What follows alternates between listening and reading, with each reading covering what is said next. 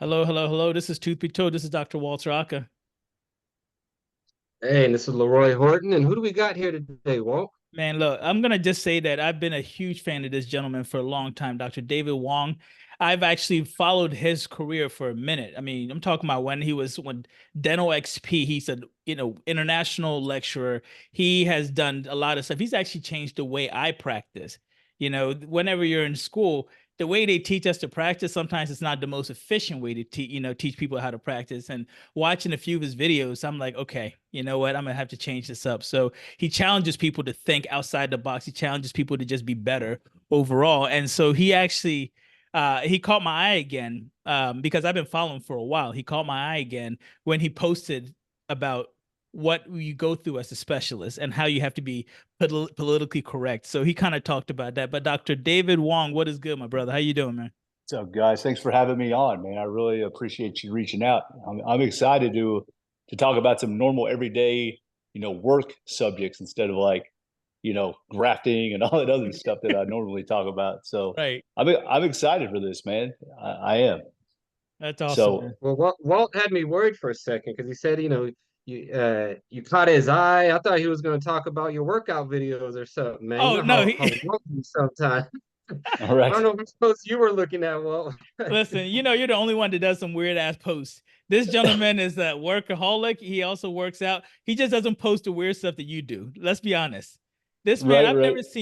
I've never seen a guy that has more, bare chested videos on Instagram than this that Dr. Horton does, man. Is that right, man? I got Oh, it's weird. to check that out, Leroy. No, you Yeah, don't for you don't sure. want to do that, man. I You don't used to want to do do that to my. I used to do that to my wife. My wife was like, you gotta cool that shit off, man. You can't do that. You can't be doing that anymore. She's like, your kids are like in high school and stuff. You can't be doing that. You know what I mean? But in all real talk, man. Look, Dave, I want to ask you a question. So you're in Tulsa.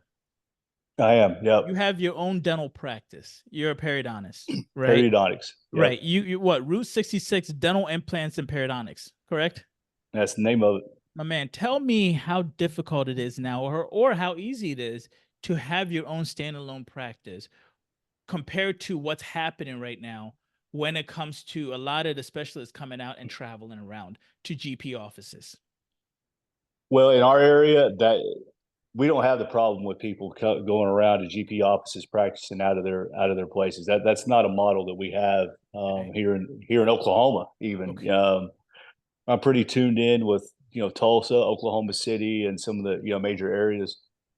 People don't really do that. Most general dentist offices here aren't really even set up for that. For to be able to have another doctor come in. Most people kind of like their comfort. They don't really want the vibe of like cooking in somebody else's kitchen. Trying to work out of their office.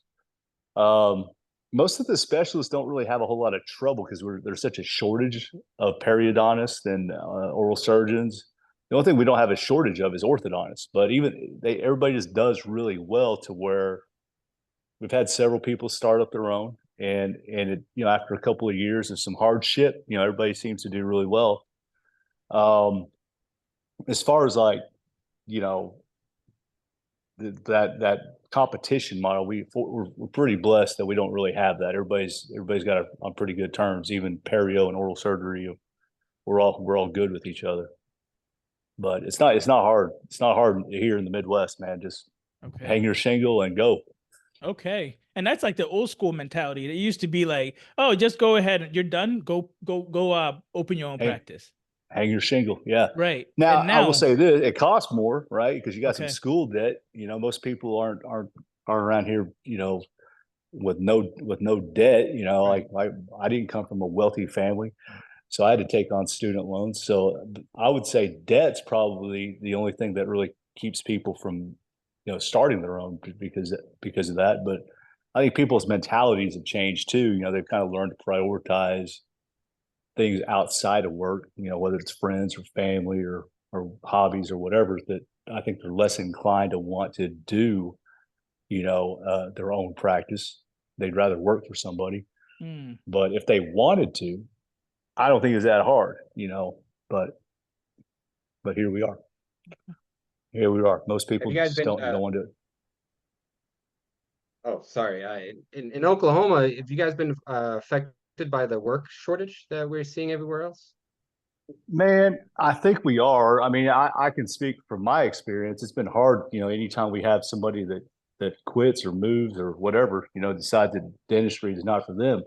It's hard to replace a dental assistant and get somebody new. I will say that, like right now in my office, I've got my office manager that's been with me 16 years. I've got a dental assistant that's been with me since 2003. I got another office administrator that's been there for 8 years. But outside of that, everybody's been with me less than a year.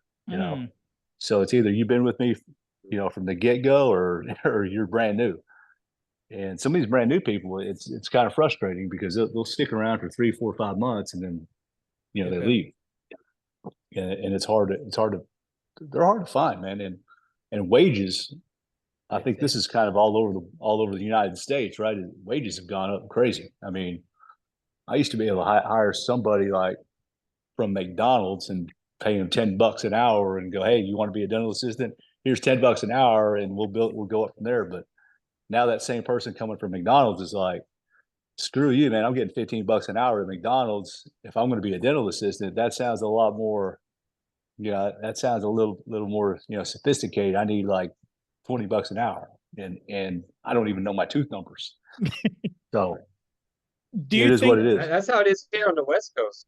On the West Coast, it's like $25, $30 for a fresh graduate week Yeah, program. that's crazy to It's me, tough. man. I can't even imagine that. I mean, granted, it doesn't cost anything to really live here, but it's wild, man, how much how much wages have gone up. Yo, let me ask you a question. Do you think that after COVID, dentistry changed? And when I say that, I'm talking about like assistants, but what they think they're worth, the hygienists, what they think they're worth. Because I noticed that a lot of people thought that they're way better than they really are, and they're worth way more than they really are. Man, you're about to like push my buttons here, man, because I'm like I get all fired up thinking about that stuff because it's like all of a sudden, people discover that saying about the phrase, you got to know your worth, right? Right, So right. everybody's like, oh, I got to know my worth. So I'm worth $30 an hour. Why? Hell, I don't know. Because The, you said you are, so you're not any better than me, so I must be worth that. the So sun the came up. the lack of awareness and the ability to be introspective Right. about one's true ability is gone, man. Like it's just crazy to me. How after I would say after COVID was kind of the spark, right? Because they're Right, like, you know, there are a lot of different factors. A lot of different factors. They're like, number one, there's a work shortage, so you need me. right, Beforehand, you didn't really need me. I kind of needed you, but now you need me, and we're starting at $20, right, an hour. right. And people were getting And paid to stay home. yeah, Right. exactly. Or I can just sit on my ass and get this government issued debit That's it. card that they put money on every month. That's Why it. would I ever want to go back? That's dumb. I mean, what? It makes sense. I mean, what? Now that I'm looking at it, I'm like, hell, why wouldn't I? I'm getting Right. $4,000 a month. Beforehand, I was having to work and I was only getting $2,000 a month. I'm getting twice as much money to just chill out at home. If I thought about it, I would have stayed my ass at home too then. I I know. feel like, I what was know. I I did. thinking? It's crazy. But it goes back to everything. I mean, Yeah. it's not just your auxiliaries. I mean, it's your dental hygienists too, right? I mean, they Yeah. all get paid ridiculously more. And I don't know who watches your podcast, Walter, but if some hygienists do that, I'll probably get them mad. But it's ridiculous how we pay them evenly across the board, as if they all have the same skill set, the Come same on. ability, the same Come on. knowledge. They don't, man. I That's mean, it. like my wife is a hygienist. She's a badass hygienist. I Okay. mean, I can tell you, she gets some crazy good results with non-surgical treatment that some I mean I hate to say it, some periodontists can't do. Come on. Come on. With just flapping it and scaling. I mean, she doesn't do any of that. She just like I don't know what she does, but she does that and then sprinkles some magic pixie dust on there, and her stuff looks good. Right. To where I'm like, you know what? If my wife was out in practice and somebody was like, how much you want to get paid? And she said $50 an hour, I would be like, you know what? Jennifer Wong is worth it. That's There are it. some hygienists that I'm like, bro, how long you been doing this? 50 years? And you're like, you're using your dull ass instruments. Like you're not doing anything, right? And I'm like, why are we paying you the same? Why would I pay you the exact same as somebody else who's got some skills? Right. Same Right. thing with perio, same thing with dentistry. Like we don't all get paid the same. I don't understand why like hygienists get paid the exact same. Just Yo, and my head's about to explode because y'all talking about 15 and 50 and bro, we were maybe 15 years ago paying brand new hygienists fresh out of school like 45. Now in the Seattle area, you're paying 85, 90, $100 an hour. But we're that's getting the same crazy. thing we were getting 15 years ago from Delta Dental for a pro fee, you know. Yeah, So that's we're wild. losing money on most hygienists right now. Someone blow your mind. Maybe you guys know this if you follow me long enough, but you guys know that we don't do cleanings or perio maintenance at my office. Right. Okay. I cut it out Mhm. in 2016. I don't have a hygienist that does any of that stuff. I got tired of it. I was like, to hell with all this. We're just going to send you back to your dentist, and they can overpay you, but that's not going to be me. So, Well, can you explain to, because a lot of patients, will say, "Oh, I kept going back and forth between my dentist and my yeah, periodontist, my dent." So, explain to us why all of a sudden you made that shift. there's several different reasons. One was, man, your hygienist followers are going to hate me, but my experience with hygiene at the time was that hygienists, number one, most of them didn't want to be full time. Right. They wanted to, you know, get married, have a family, which I think is awesome, right? That's fine. That's great. That's what my wife did. She's a hygienist, like I said. That's what she did. But the problem with a lot of hygienists, not every hygienist, ladies, don't get mad at me, but a lot of hygienists, they have a part-time mentality. Mm. They have a part-time mentality. And that doesn't work in the David Wong business model. When I require my team members, we got to be all in. Like we're all in. We're all focused on our patients. We're all focused on the practice. We're all focused on each other. And with dental hygienists, a lot of them they want full-time benefits but they have a part-time mentality, and that did not work. Second thing is kind of like what Leroy just talked about. You don't get paid hardly anything for perio maintenance, man. Right. I mean, Right. it doesn't matter if you're in network or out of network. It just did not justify it. And I just got tired of it because, when you're in perio, you're required every time you do something to a patient, what do? You write a letter, right? You send it to the dentist. They may or may not read it. Beside the point is whenever you start alternating every 3 months, that shit goes south fast. Because what happens is you got patients that cancel your appointment. Why'd you cancel? Well, I actually got my teeth cleaned last month. They didn't tell you? No, they didn't tell me. They never tell me, right? So okay, well, can I do it in 2 months? Well, I can't really do it 2 months because I'm booked too, So it just gets all screwed up, you know. Um, on top of that, I was having trouble because, like I said, my hygienist is badass. Their hygienist was not badass. So what happens is patients know the difference. They can feel the difference. Yes. So they're like, well, why am I paying you guys the same? Whenever I leave your office, I feel my teeth are clean. Yeah. When I go to their office, all we did was talk for about 40, 37 minutes, and then she cleaned my teeth in about 3 minutes. I want to stay here. Right. And then what does that do for my business model? Tanks it, right? I can't be stealing patients, Well, So I was like, that's how they feel that you're doing. That's what the general dentist feels that you're doing. You're stealing their patients, right? exactly. But that's the perspective. I mean, that's the perception. But I was like, you know what? Screw all that. You guys can take it all. That's it. And I get reimbursed pretty well for an annual exam. And that's what I do. If you're a high risk patient, come see me once a year. I'll make sure that you're not about to fall off the cliff. And just so I let me see you. But you're going to have your regular dental office every 3 months. If you guys got to reschedule, you guys handle that between you guys. Keep me out of it. Don't mess with my schedule. So that's Does how that we. affect your success rates at all when you're in less control of the maintenance phase? I don't think so.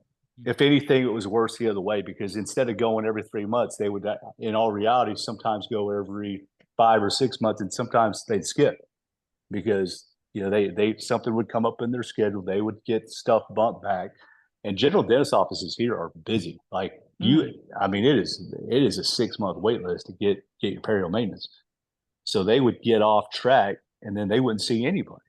So I'm like, dude, even a half-ass periodontal maintenance is better than none. So our success rates, I feel like, are pretty good. We see them, if you're high risk, I see you once a year. We throw in a full mouth. We still probe. We still do all that stuff. Make sure that they're doing a good job. If they are missing anything, of course, I'll have Jennifer, my wife, touch things up. But we don't step on anybody's toes, and then we just send them back. See you again in a year.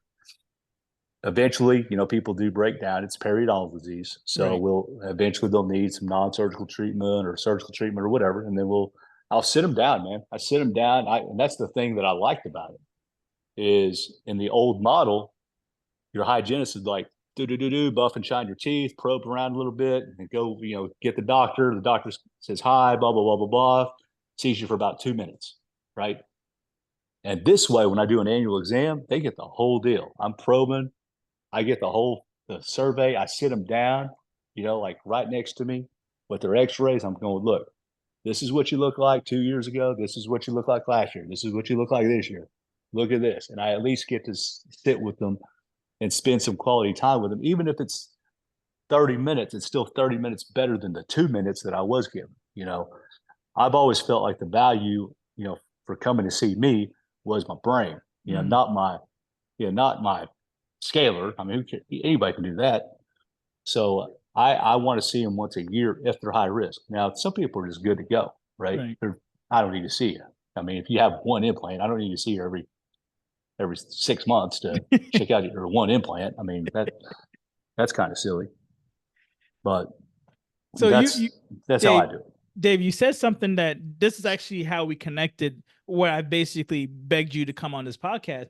Is you did a video and you were like, hey, there are 2 implants, they're right next to each other. I mean, just poor positioning.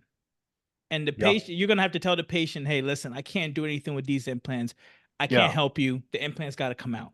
And you said, and I don't want to misquote you, but you basically said, I'm going to be chicken shit to not tell the patient exactly that, hey, this is poor dentistry and this is what's going on.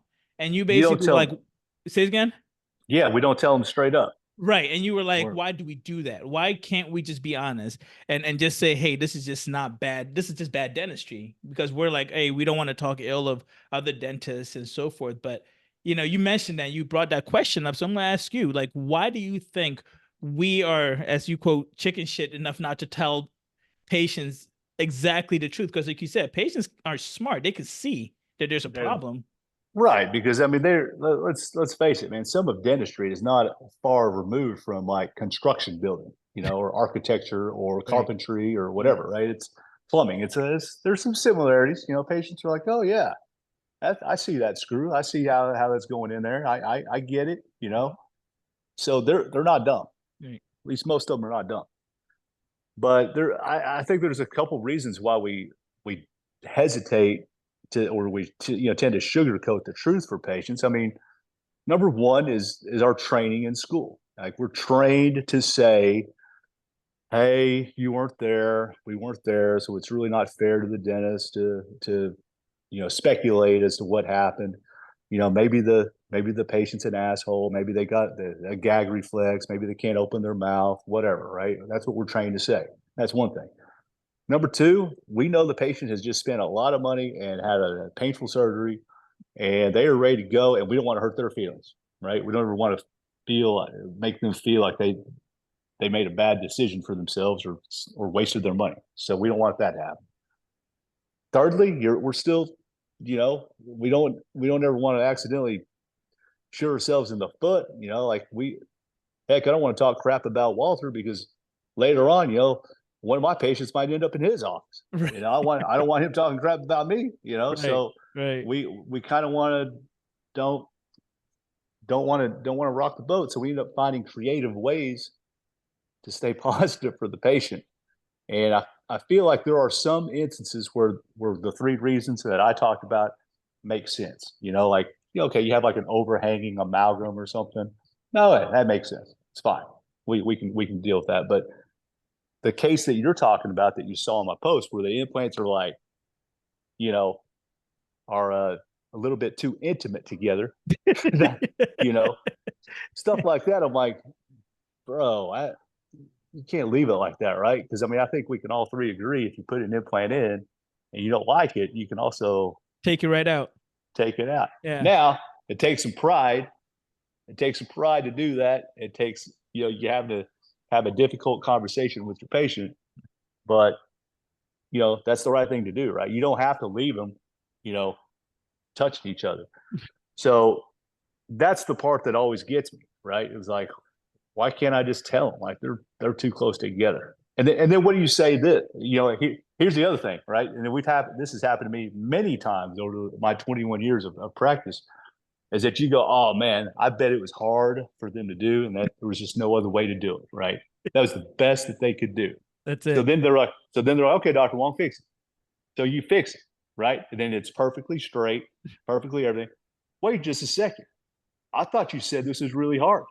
Well, yeah, I did. I mean, so was it really hard or was it not really hard? Because you fixed it and didn't seem to have any problems. So Well, now what do you say? well, Well, you're either going to do this, right? right. Pat yourself on the back That's it. and brag about it, or sometimes two things can't be true at once, So I don't know. I struggle with it. I still struggle with it, but I always lean towards not talking shit about anybody. No, for sure. Well, That's how my frequently default. how frequently do you come across egregious things?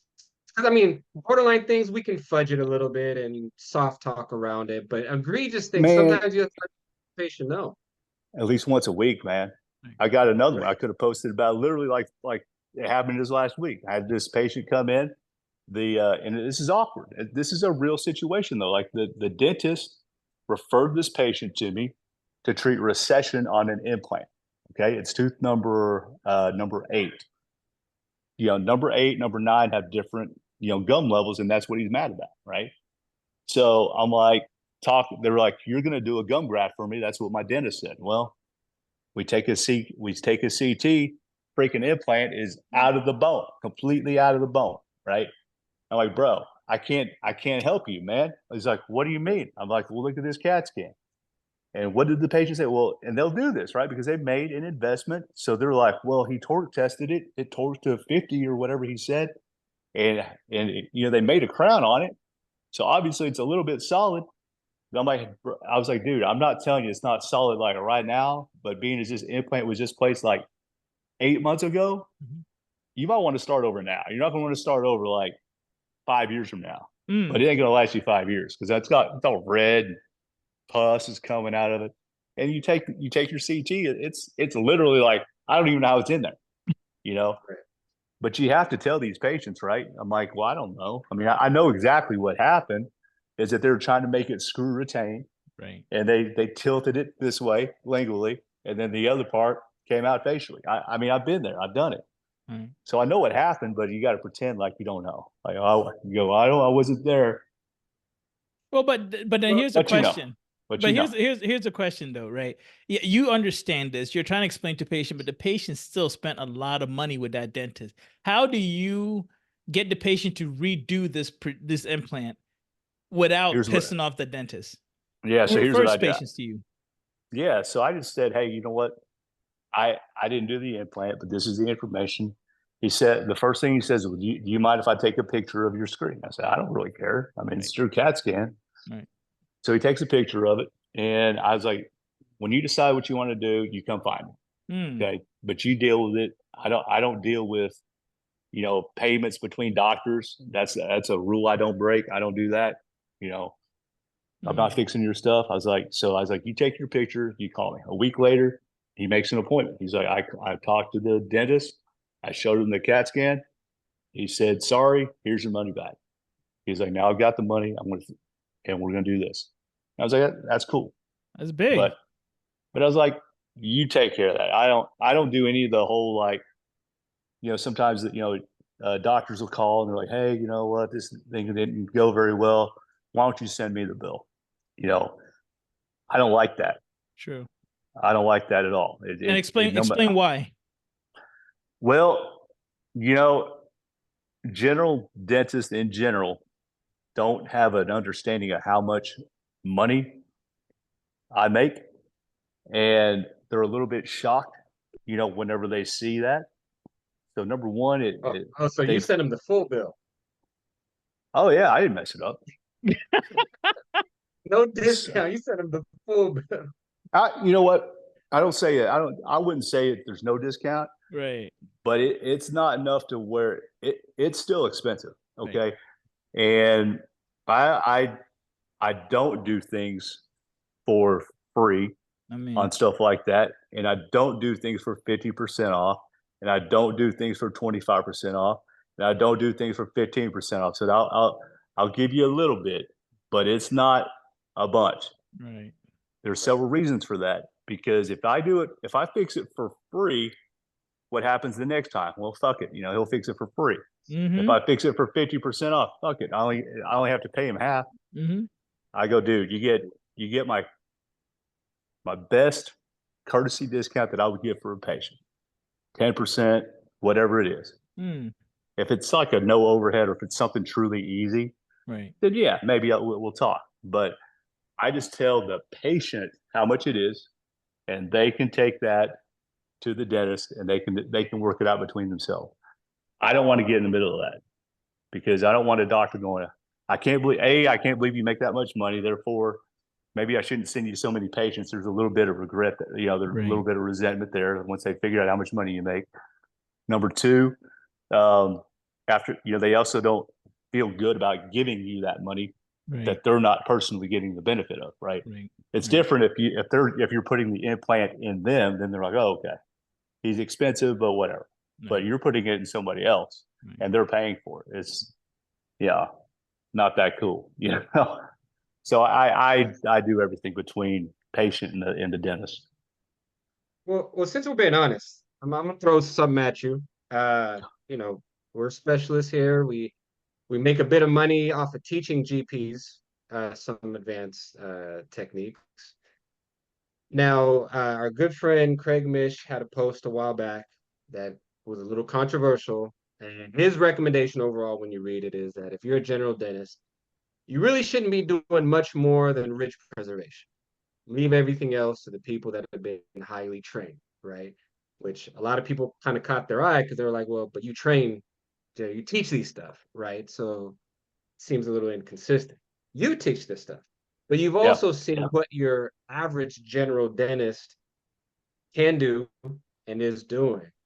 Where do you sit on that argument of how much should a general dentist be doing in the field of any specialty? I don't think there's just a hard fast rule. First of all, two of my best friends in Tulsa are extremely gifted at full arch, better at it than I am, and they're general dentists. One of my other really good friends in Nashville, Tennessee, you guys know him, Payman Rossi, Mm. Pay Ray. The dude is a stallion, right? He could do full arch on me any day, and I would probably trust him over me. He's a general dentist. There's a lot of people who are very skilled. Now, that being said, you're right. I've taught some people as recently as last week in Las Vegas. There was one person not skilled, but it's not my. I'm going to put on the courses, and if you guys have taken one of my courses in person, one of my slides that you'll see through 2, 3, 4 times is you pick the low hanging fruit. That's Mm. what you do. That Mhm. low hanging fruit for you might be a ridge preservation. That might be ridge preservation in a dehisced socket. That's fine. You might want to, at some point, I tell all my students, you got to pick, where the line is, and you have to know, right? This is where my limitations are, and I tell them, dude, this is a weekend class. We are literally teaching this a weekend, and it doesn't sound good if you tell people that you took a weekend class and you're getting ready to do this. I'm teaching you the basics. I'm teaching you the science. I'm teaching you a good background. It's up to you to practice and get more education if you feel like you need it. That's really it. And that's what I tell them. But I always tell them, You're not going to waste your money from being here. Just like I told the lady last week who was not very good. I was like, look, sometimes you look at these things like a discovery weekend. Like it's not like they're paying me $20,000 to be to do that. You know, our courses are $1,500 to $2,000 for the weekend. It's nothing, Yes, actually, right? yeah, it's really good, actually. Yeah. It's a sick deal, right? So I'm like, for $2,000, you're going to be kind of an idiot if you haven't, you know, tied a suture in 20 years and think that you're all just going to take this and be ready to roll.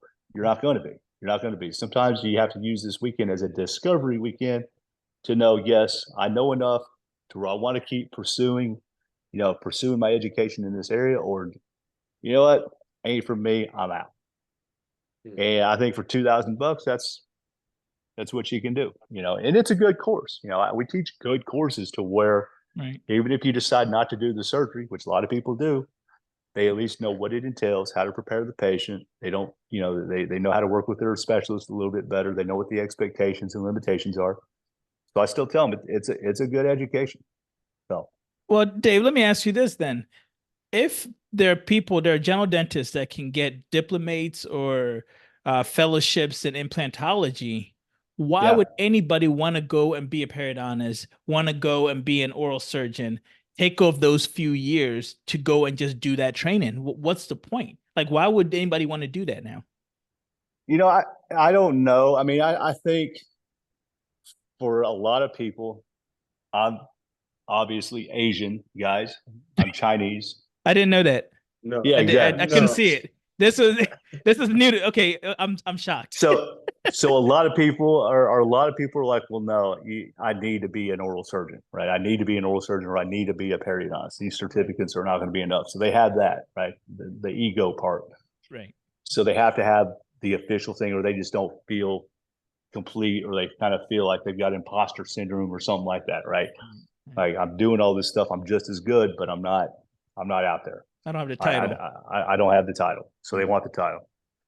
Other people, the diplomates and all that stuff. A lot of people will argue by the time you take all the courses and do the diplomate and all that other stuff, those courses are not cheap. Now we're not talking about the David Wong $2,000 weekend courses. You're talking about taking a continuum, right?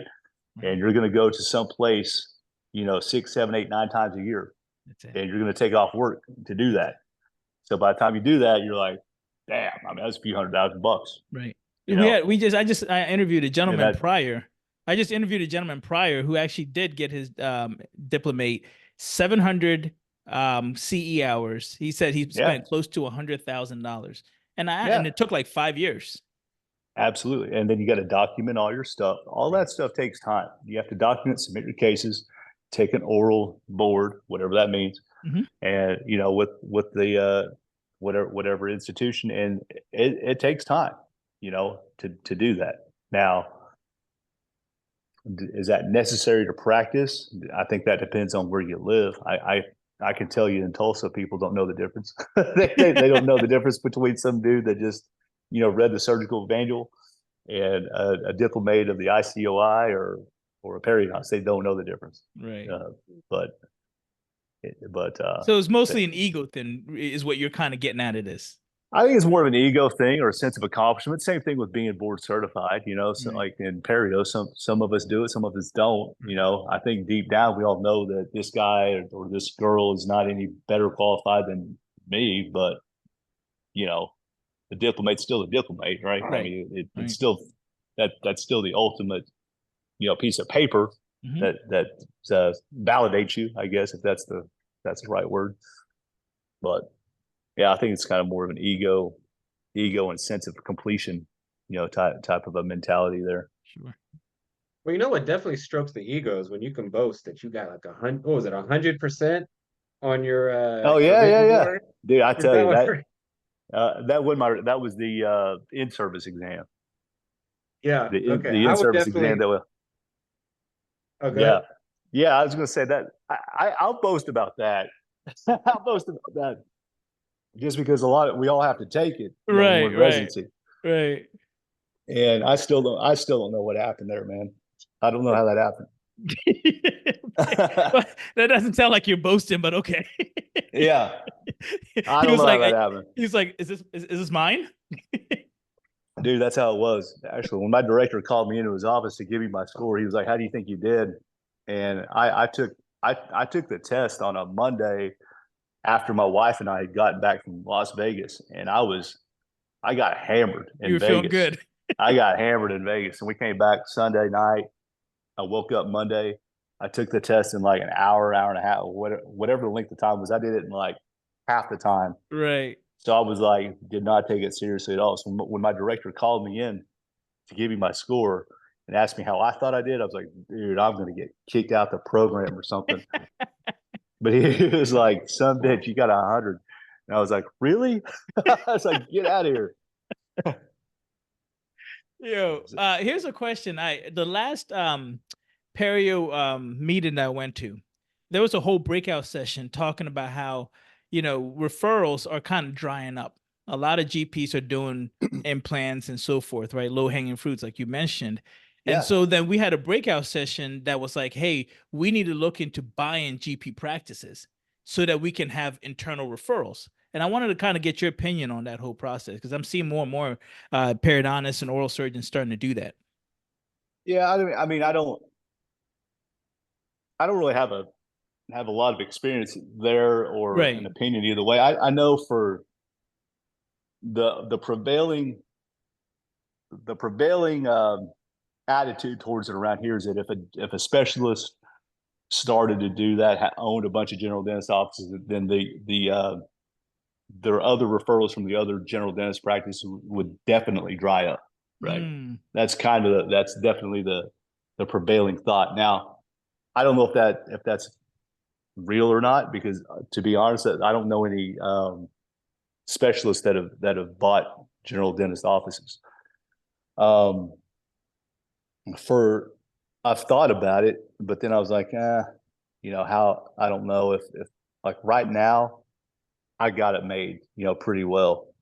Right now I've got several hundred referral sources, and we're seeing new patients left and right all the time. So I don't have that problem, and I don't know if that's true about the things drying up. Maybe for me, whenever I sit down with my office manager, what's dried up are the easy ones. okay. The single tooth molars. Those are, I don't get those anymore. Everything's a blown out something, right? I got to Right. put something back together. So I don't know, if that's true. If it's dried up, because I've kind of, you know, carved out a different niche, right? With implant complications and implant aesthetics and front teeth. I mean, that's kind of my thing now, to where I look back, I'm like, maybe I do fewer implants, but they're all in the front now, and in the front that requires a lot more bone, a lot more soft tissue. So I'm like, maybe I'm doing fewer, but I'm making more money. Mm, So because of the case complexity, and I'm definitely fixing a lot more implants than I used to. And that's just that's just me. But our referrals have gone up every year for the last several years. I don't know that I've gone down in a long time. Okay. So a lot of new grads are getting out of school. They see you, right? They hear your story and they somehow think that they're going to go from I just graduated to I'm doing what Dr. Wong is doing and living like he's living. Yeah. And a lot of them are either getting gassed up by these corporate entities. They're asking these exorbitant, daily guarantees. What do you say to the new grad that thinks they're going to come out and make 400,000 or 500,000 a year because they are a specialist these days? Now, yeah, I don't know about any other specialty other than perio. Perio. I mean, I don't think anybody's making 400 or 500 their first year or two. Even if you went corporate, I just don't see that happening. Even when I look at like daily guarantees, the daily guarantees are only like $1,500 a day. It's not like they're $5,000 a day guarantees or something, right? Um, yeah, I mean, I I tell all the kids that this after they graduate, people don't. I don't think people understand how hard it is to make $500,000 a year. come on.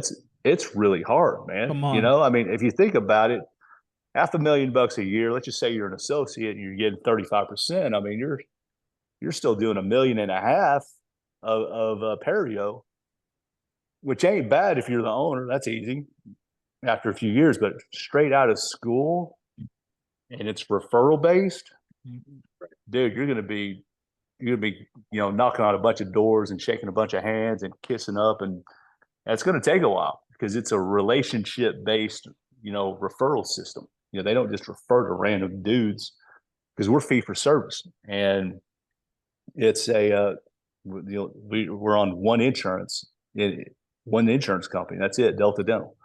Everything else is just we submit it, file it for you, but we're not in network. So it's going to take a while. I got an associate. He started in May, and he's doing really good. We don't even need a daily guarantee because he's doing really well. But I mean, even still, you're talking a few $100,000 would be awesome, right? $500,000. There's a big difference between making 300,000 and making 500,000. That's a jump. You go from D2 to D1 ball. That's a different deal. You're playing Georgia now. Yeah. You're not playing Georgia Southern. You're playing Georgia. It's just a different deal. And then if you want to jump from 500 to $1 million, that's another leap. So it's just, I think people don't understand how much $500,000 is. So Dave, well, I found they don't understand the economics of, you think you're worth this much, the same way we talked about the assistants and the hygienists. Right? But they don't tie it to how much money has to come in to justify that salary. They just feel like, I deserve this. Yeah, and I think the only people I know making that kind of money is maybe orthodontists or oral surgeons in a really, really busy area. But perio, you won't. I don't see it, but it is a lot. I mean, I can tell you from having associates in the past. I mean, you have, just your supply cost. I mean, bone grafts, membranes, implants, all that stuff costs a lot of money. And don't forget whenever I looked for an associate this past time, I was like, I'm not hiring a new grad. They're like, why not? Well, I mean, I'm not here trying to lose business, right? Because people don't want to. They know that I'm going to try to pawn their patients off on you to try to keep you busy. Well, they don't want that. So all of a sudden, I'm start losing referral business. Right. And I'm also not trying to have a bunch of do-over surgeries either by me or by you. So, and then paying you on top of that. So I was like, I don't want anybody new. I mean, nothing personal, but I just don't want anybody new, So they're, like you were saying, Leroy, they're always thinking I'm going to produce $1 million and I deserve 350,000, which makes sense until you're like, yeah, but you had 20 implant failures and 30 bone graft failures, and you had all this other stuff. I had to field a bunch of complaints because your rapport isn't very good. I had to teach you how to do a case presentation. Your case presentation rate's 60%, which is horrendous in perio. You don't. I had to answer the phone. Answer the after hours phone for patients that are still hurting. I had to come in on the weekends to manage some bleeding in the palate. These are all the things that you're complicating things for me. You're not exactly helping me, so there's that too, that you have to understand. But, that's just, nobody truly knows their worth, Right. Well, speaking of that though, right. Social media isn't helping the situation. Right. Everybody's an influencer, right? You have a few people following you, you're an influencer. And they even have the dental influencer. So you know how I feel about that. Leroy's laughing because he knows how I feel about that. We have the whole dental influencer group and everybody is an influencer and so forth. How do you think that that's actually hurting dentistry or helping dentistry? I think it depends, I think it helps, you were talking about Craig Mish's, editorial, a while ago. I think it helps people who don't know people like, Craig Mish and what he's about and what he writes about. I think social media is nice because I think he wrote that in implant dentistry or something like that. Well, most dentists don't get that journal, right? So for him to post that, now everybody can have access to it. You learn, I think in that sense, it's good. Mm-hmm. It's also good in the sense that, the three of us can meet, right? Right. And I've got two new friends tonight. I got two new friends, and we see each other. We're gonna know each other, and we have a relationship, right? So that's good. It's bad in the sense that, if you look at it like I want to know how much money everybody makes. It's bad because everybody lies. Everybody lies. Everybody says, "Oh, I got a $6 million practice," and they don't. They have a $2 million practice. Or they'll say, "Oh yeah, I'm an associate. I make 800,000 a year." Like, no, you don't. You don't. I mean, don't lie. I know you're lying because I know how hard it is to make 800 grand. Like, Right. and Right. you didn't do that. You didn't do that. Okay, working 3 days a week. So in that sense, it's terrible. It's also terrible in the fact that for the do-it-yourselfers who are like, "Hey, I took an implant class. I want to try to see." Like we were talking off air about tunneling. I took a class, but I want to learn about tunneling. I think I'll just check out this 90-second reel on tunneling. In that sense, that's terrible. That's also terrible. Right. I also think it's terrible when people compare lifestyles. Like, hey, my goal is to buy this Lamborghini. I'm like, dude, do you know how many dentists drive a Lamborghini? And also like how ridiculous you look in most areas. A dentist driving that, I mean, I couldn't like even if I had the money, I couldn't drive that thing around Tulsa. Right. It would look ridiculous. People would be like keying my car and slashing my tires daily. I mean, daily. They would not care. So I just think whenever people do that, they're like, oh, I want to live that guy's life. He's traveling every week. He's making all this money, flashing jewelry or whatever. It's just like anything else, right? The music industry, Right. sports industry, like the rookies are always looking up to them. But you're like, dude, all that stuff, I borrowed that jewelry. Like I That's borrowed right. that. That's That it. car's for lease, That And I is think true. in dentistry, we're bad about it too, right? We have guys who are not doing that well, that use their online persona to really, try to flex something that isn't there. And I could tell you this because I've got lots of friends and acquaintances who do that. And I'm Right. like, dude, that dude's about as unhappy as you can be. There it And is. he's over there acting like he's just living it up. And I know it's fake, but I'm not going to say nothing because it No, makes for him feel sure. better. I don't really care. Right. Right. It I doesn't will affect say me. your cowboy boot game is on point though. I will say Cowboy that boot game is your it. cowboy boot game is on point. Thanks, man. I got to fit in. I got to fit in around here somehow. Yo, man, that's But in funny. that sense, man, I think it does set a bad example. We talk about social media if it's Right. bad or good or whatever. But I think for the younger people, Yeah. it's kind of bad when they compare lifestyles. But for the seasoned people that are like my age, I'm 50-ish. It's good because they're like, oh, I didn't even know. I met this person or I see what this person's work is like. So I think it can be good. Just depends on how you use it. You Awesome. ever look at someone's social media and obviously, as a specialist, we tend to critique a lot, right? We'll see something, we're like, oh, why they do that? Why they do this?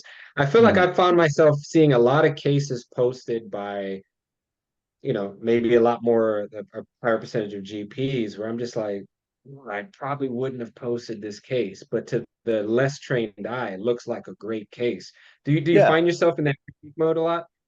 yeah, I find that a lot actually. I mean, I'm a Mr. Positive type of a guy, and also for me, I don't think Instagram or any Facebook or any of that stuff is a very good platform for me to engage in in Right. those types of talks, Mhm. especially since they didn't ask me. They're not asking me. So I'm not one of those guys that chimes in and is like, "Hey, why'd you reflect that papilla, or why'd you put your implant like that, or why'd you choose that type of graft?" I think about it all. I think about it daily, but I just keep scrolling. That's it. That's Keep it. scrolling because it's just not worth it. On the general dentistry side, we see it all the time, right? People post their veneer case. And I'm like, those are like the shittiest veneers I've ever That's seen. come on. But Come on. but if the patient's happy, they're happy. It goes back to that, right? Because the patient's probably gave them permission to post it. They're probably following that post. If I'm the patient, I don't want other dentists crapping on my smile that I paid a lot of money for it, and I like it, you know. So I'm like, if they like it, I leave Have them it. be. Have it. But I Well, think about it all the time. I think about it all the time. so last question from me is AI, right? I see a lot of dentists, a lot of general dentists are now talking to me about AI and how that helps them to navigate talking to patients about perio disease or carious lesions and so forth. And the way I look at it is, okay, so AI has to be trained by somebody. So Right. dentists are training AI and they may not be training them on the proper, with proper like x-rays or whatever. And I feel like it's more of a marketing situation. What do you think about AI and how that could maybe help or hurt dentistry in the long run? Yeah, I think it's a divisive topic, very polarizing. I Right. think so. Let's go with that. You know, pros are it can kind of give us a shortcut to help diagnose Right. and to our trained eyes we can actually focus our attention on certain problem areas faster. From the patient side of it, that we can actually communicate to them, right? Like you see this red, it's glowing red because that's a cavity, right? The computer is telling me I'm not trying to manipulate you. I'm not trying to sell you anything. That's the computer. Yeah. That's an objective, supposedly objective way, to show you that you need some dental work. So those are the good things, right? Bad things, I would say, for me is it's just like a Tesla that drives itself, or a guided surgery, right? You still have to have your brain, and I think sometimes people rely too much on computers and technology, and they don't use their brain, Mm, And I can tell you right now, I've been guilty of it. The very first time I used the dynamic guided surgery, the XNav, I yeah. relied totally on the machine. First implant I put in, man, damn thing was so far off. I had to take it out and just use my brain Right. guided, Right. But I was like, why did I do that? I just followed the directions of the machine, which is stupid because I'm the one who inputted the data into the machine. That's it. So anyway, I think it's bad in that sense that people kind of get lazy and turn their Mm, brains off. Um, but also, I think it also takes away from the interpersonal connection. Like whenever I'm talking to patients, I really do a kind of an explore, a discovery of the mouth, with them to help, communicate with them and show them what I see, and that way they can learn about their mouth too, versus just, hey, look at that red dot, look at that. So I personally like the personal connection. So I don't know for me for AI if I would that helps me, but and I don't know if that's the AI you're talking about, but yeah. Yeah. I think when it comes to diagnosis, it depends on how you use it again. Right. But I think for the most part, it can be it's going to be a positive thing, but it also, just like anything else, it leads to, I'm sure at some point you'll be able to turn the sensitivity on, Right. up or down, right? So I could see somebody like at a DSO or some Come corporate on. thing go, Come on. we're going to turn that sensitivity all A the little way bit up more. to, I'm looking yeah, for a few more cavities to we fill. we need a little more contrast. So I could see how you can manipulate people too, Right. right? It's like, Right. oh, dude, you got 17 cavities, when. Really they don't. Right. So I could see And that being a bad thing. that's a good segue to my last question. Now, a little bit of background on me when I was a GPNO in offices, I thought I ran a very periocentric kind of program in my offices. After my Mm-hmm. specialty training and I've been doing more traveling, I've seen a lot of especially general offices that seem to ignore perio, right? And as we talk, the layperson listening to this probably thinks periodontics is just implants, right? That's what you tend to see. But we are treating chronic inflammatory conditions.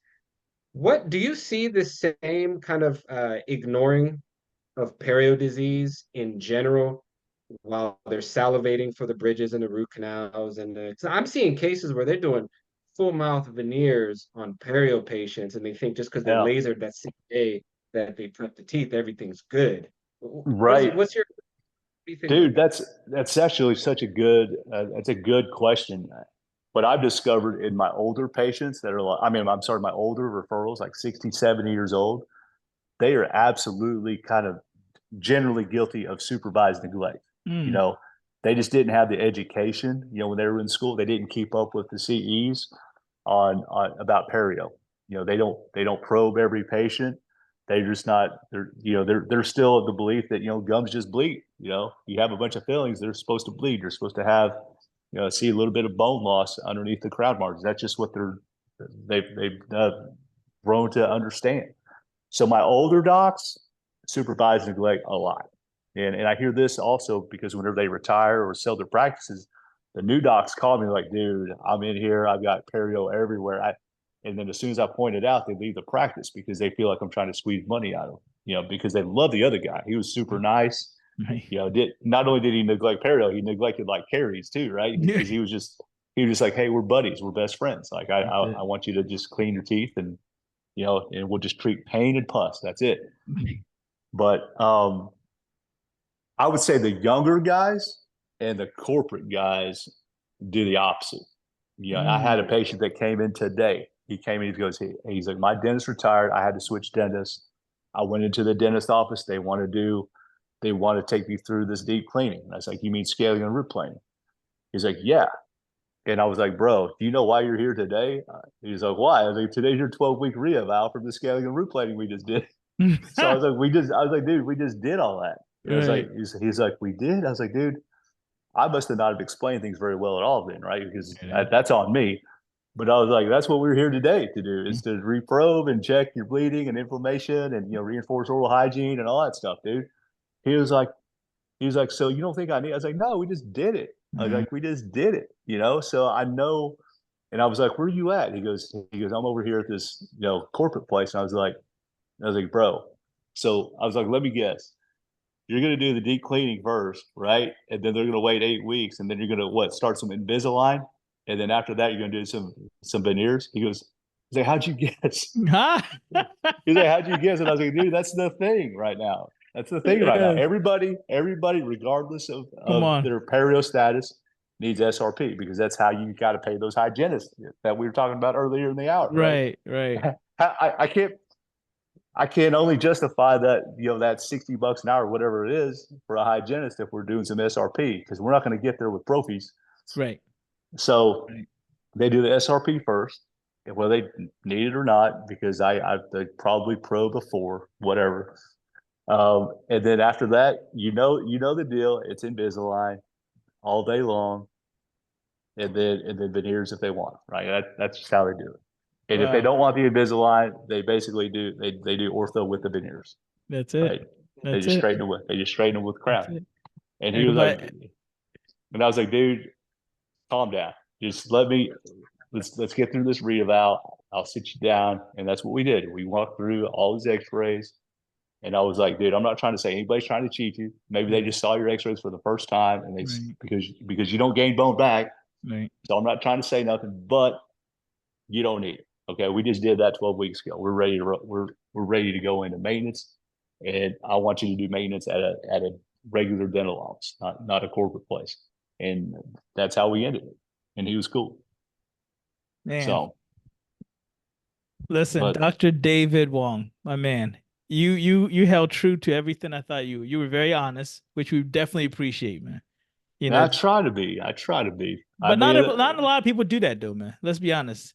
What do you mean by that though? What do you I'm only asking out of curiosity, because I'm like, you asked me a question. Like I'm not even having to make anything up. I literally like that happened to me today. That's it. Like that, let me tell you.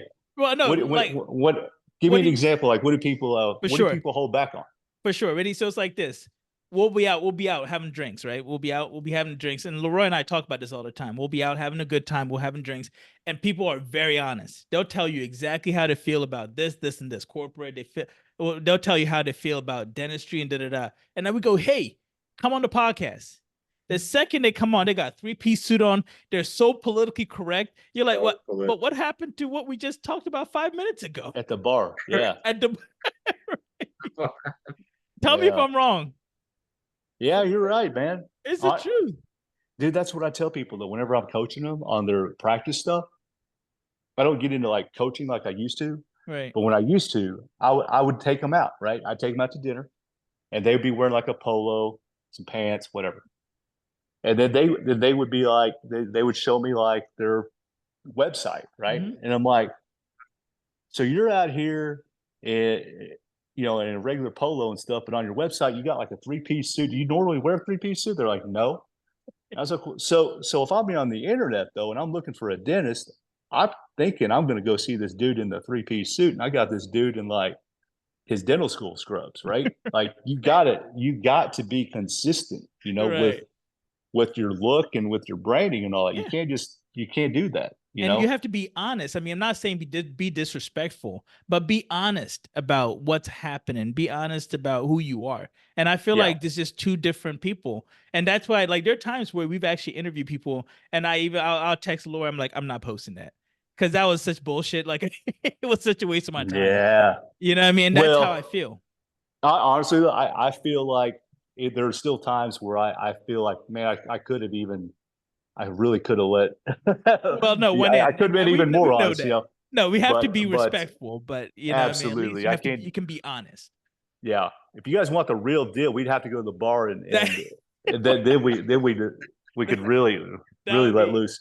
that would be dentistry uncensored. You know what I mean? Right. But But no, I appreciate this talk though. I mean, I think it's for me, I just like to tell people how I do it. Now, I don't know if it's right or wrong or if it's the right, way to make the most money or whatever, but it makes me feel good right. to practice the way I do. And I feel like I have a good relationship with my docs and my staff and my patients just being the way I am, you know. Um, and hell, I'm not a suit tie guy. Hell, I'm Right. not even I can't even wear a collared shirt, man. It drives me crazy. Well, let's end on this question because Yeah, I'm let's wrap it up. curious Let's wrap it up here. as we see the evolution of ourselves and everyone else.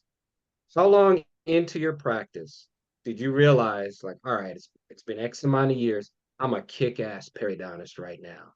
And then how long before you were able to kind of shed this whatever levels of facade that we have and be more authentic because you've established yourself?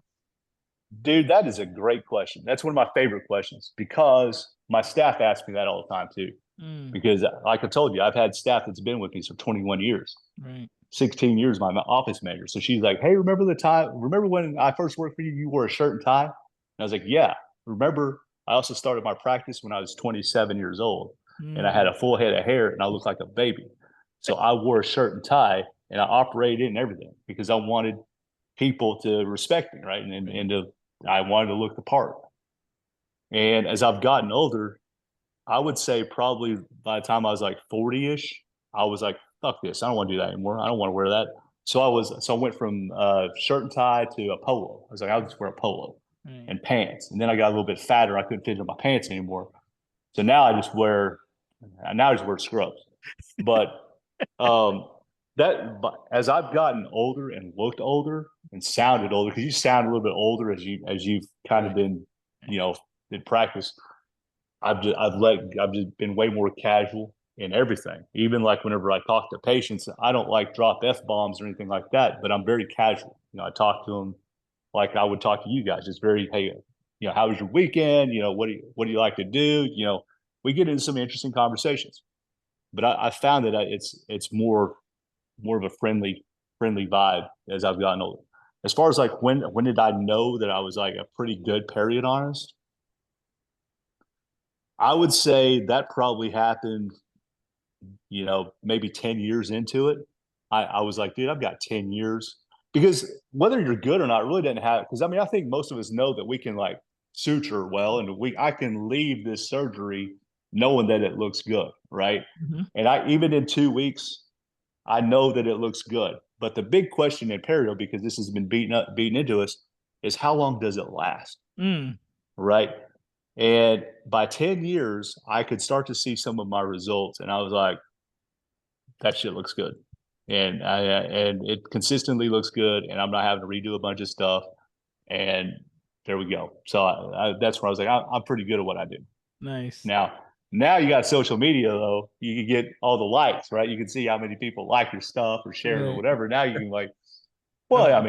mean, if that dude shared, if Craig Mish liked it, then it's pretty good, you know. Right, right, right, So right, right. you have that avenue. So we kind of get to go full circle on the social media. That's But awesome. There you go. yeah, I'd say 10 years. Yeah. What about you guys? When did you feel? Yeah. I'm gonna say probably like 8 to 9, yeah, 8, 9, 10 years is when you feel comfortable because you just basically realize that look, it's consistent. Patience, like you actually end up. It's easy to talk to people. It's easy to get people to understand what you're trying to say to them, to educate them. It's a lot easier to just have a one-on-one conversation where they're like, "Well, no one ever explained it like that." And I use a lot more analogies than I ever did in my life. I'd be like, "Oh, it's Yeah. kind of like digging a hole in the ground, and like I'm trying to find a stud." And I find myself talking more and more like I'm at Home Depot, and Yeah. that's when I'm But, like, okay, this is good. but people get that though. Yeah, man, that's it. People get that. They don't want to hear about no heavy desmosomal attachment and Right, stuff. They don't care about that. right, They right. really want to know, like, how does that screw fit in my mouth and how's the That's crown it. go on it? That's it. That's it. So that's it. And I would say about the same. I think by my 10th year of practice ownership, because I had the longevity of having the same patients. If you travel a lot, or your associate jump from office to office, you never really see what screws up by years Right. 3 or 5. 10 years in, and I also having other associates that I could compare myself to at that time period. I mean, honestly, it was probably about 10 years where I just said, you know what?